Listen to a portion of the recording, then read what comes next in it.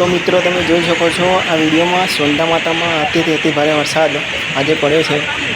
તો એમાં જોરદાર વરસાદ જોરદાર ધોધ ચાલુ થઈ ગયા છે। અતિ ભારે વરસાદ છે, તમે જોઈ શકો છો આ વિડીયોમાં ફૂલ વરસાદ છે અને આમાં એક મહિલાનું મોત બી નીપજ્યું છે। મિત્રો સોનતા માતા દર્શન કરો, પાણીમાં વધારે ધ્યાન રાખો કારણ કે પાણી